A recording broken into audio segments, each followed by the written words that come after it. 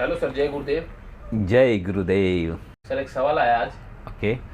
Sir, सवाल है कि जो हमारे देश का बंटवारा हुआ, तो उस बंटवारे के पीछे आप किसको कारण मानते हैं, किसकी वजह से बंटवारा हुआ अपने देश में? मतलब ये जानना चाहते हो कि देश का बंटवारा किस कारण से हुआ, है ना? और उसका कौन लोग है, वो जिम्मेदार कौन है ना? तो देश का बंटवारा इसलिए हुआ कि कुछ लोगों की महत्वाकांक्षा होती है ना, राज करने की।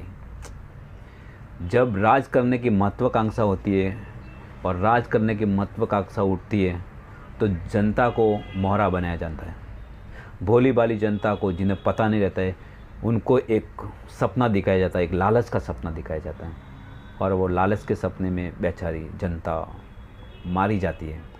हमारे देश का सबसे खूनी जो पहलू है वो 1947 का बंटवारा है, जिसमें लाखों लोग मारे गए, बहुत घर उजड़ गए, बहन बेटियों के साथ बहुत गलत व्यवहार किया गया। सोच भी नहीं सकते, बता भी नहीं सकते ऐसा व्यवहार।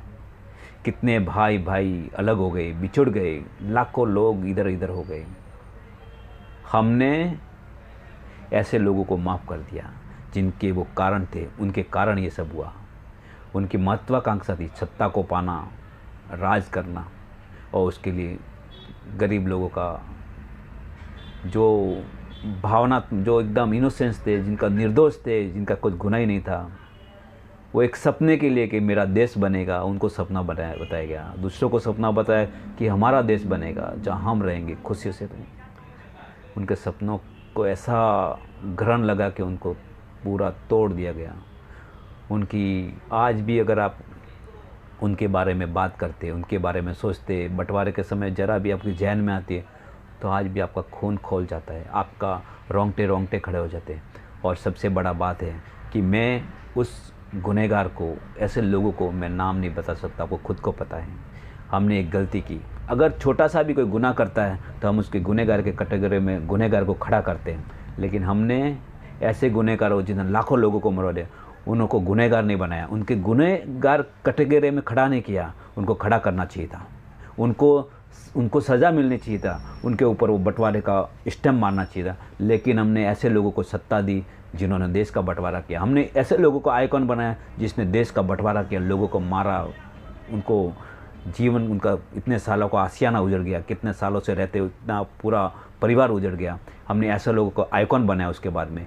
ये हमारे देश की सबसे बड़ा दुर्भाग्य है, और इस दुर्भाग्य से हमें कभी ना कभी बाहर निकलना चाहिए।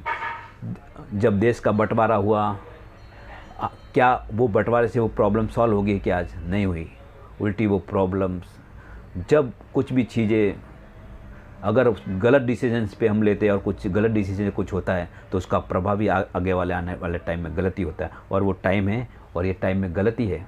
आज हमारी दुश्मनी, हम एक थे, कभी हम एक थे, हमारा पूरा देश अखंड भारत था, हम लोग साथ मिलजुल के रहते थे, हमारे कुछ में कुछ देश नहीं था, ना कुछ भावना थी। एक निर्दोष आदमी की, यहाँ रहने वाले की, वहाँ रहने वाले से कैसे दुश्मनी हो सकती है? वो अपने जीवन में मस्त है, हम अपने जीवन में, इतना बड़ा कुछ था ही नहीं अपने पास में कि किसी लड़ाई झगड़े भी करे।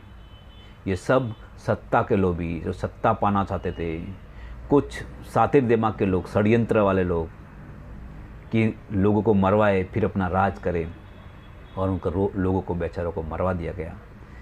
मैं ये बंटवारे के बारे में अगर आपको कुछ बताऊंगा, मेरा अच्छा नहीं, मेरे को थोड़ा तकलीफ़ का मेरे लिए भी विषय है कि मैं जब वो देखता हूँ, आज भी मैं उनके बारे में सोचता हूँ, तो मुझे ऐसा लगता है कि इतने लोगों को मर गए, इतने लोगों को मारा गया, हमने किसी को गुनहगार नहीं बनाया, एक आदमी भी गुनहगार नहीं उसका, किसी को गुनहगार के कैटेगरी में खड़ा नहीं कर दिया। हमने एक भी आदमी को नहीं बोलेगा कि इसका गुनहगार तुम हो, ऐसा। और गुनहगार तो जाने दो, हमने जिसने देश का बंटवारा किया उनको हमने अपना आइकॉन बनाया। क्या ऐसे आइकॉन से हमारे देश में ये दुश्मनी खत्म होगी? लोगों के आपस में जो मौत का जो तांडव खेला गया, उसके जो जख्म दे के वो भरेंगे? उसके बाद में भी हमने उनको क्या दिया? आप देखो, ये जनता को दो भागों में, कितने भागों में बांट दिया गया। वैमनस्यता, एकदम नफ़रत, बोलो क्या हुआ उससे। इसलिए मैं हमेशा आपको बोलता हूँ कि आपको एक होकर रहना है। कभी भी किसी को मारने का और किसी के लिए मरने का सोचने का नहीं। क्यों मरे, जीवन इतना छोटा है, अपना खुद का जीवन जियो और सबके साथ मिल के रहो, सबके साथ अपना परिवार की तरह रहो। ये जो धार्मिक भावना, धर्म के नाम पर, पंथ के नाम पर, ये सब आगे भी हमको नुकसान ही हुआ। और नुकसान भी कैसे लोगों को हुआ, जो बेचारे निर्दोष थे। तो आने वाले टाइम में भी अगर ये होता रहेगा तो नुकसान किसको होगा, जो निर्दोष रहेंगे, जो दोषी रहेंगे ना, वो तो राज करेंगे। उनको तो क्या है, निर्दोषों को मरवाना है। इसलिए मैं हमेशा कहता हूँ मेरे भाइयों, जहाँ भी आप हो, जिस देश में भी हो, मिलजुल के रहो। ये धार्मिक व्यवस्था अपने जीवन शैली को बदलने के लिए है, नहीं कि उस बंटवारे के लिए, नहीं लड़ाई झगड़े के लिए। आप अपने आप को समझो कि मैं कितने साल के लिए इधर हूँ, मेरा जीवन इधर कितने साल है।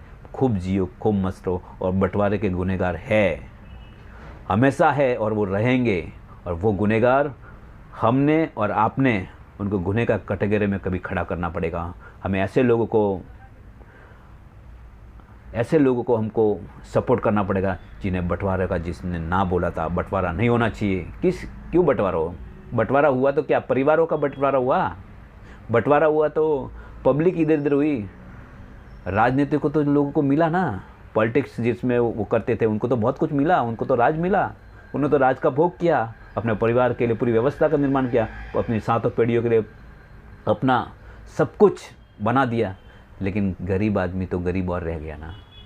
शायद गरीब तो सब में होता है, सब जाति में गरीब होता है, सब धर्म में। उसकी कौन सुनेगा, उसकी तकलीफें क्या है वो कौन जानेगा। खाली बस मरने के लिए पैदा होता है क्या गरीब? मारा गया बेचारा, निर्दोष। इसलिए मैं हमेशा बोलता हूँ कि आप अपन खुद अपने दिमाग से और ये धर्म की व्यवस्था को ये थोड़ी साइड में रख के, एका की व्यवस्था, जो हम एक है, अपने अंदर से एक है, कोई जाति व्यवस्था से ऊपर उठ के हमें देखना पड़ेगा कि हम सब मानव मूल्यों की बात करेंगे। हम मानव हैं। जब हमको दर्द होता है, सामने वाले जो हमें चाहिए वो सामने वाले को देना है, और जो सामने वाले से हमें चाहिए पूरी रेस्पेक्ट के साथ उसका लेना है। हमें किसी को भी ठेस नहीं पहुंचानी है, और कभी भी मारना और मरना ये कभी सोचना ही नहीं, क्योंकि जीवन आपके पास छोटा है।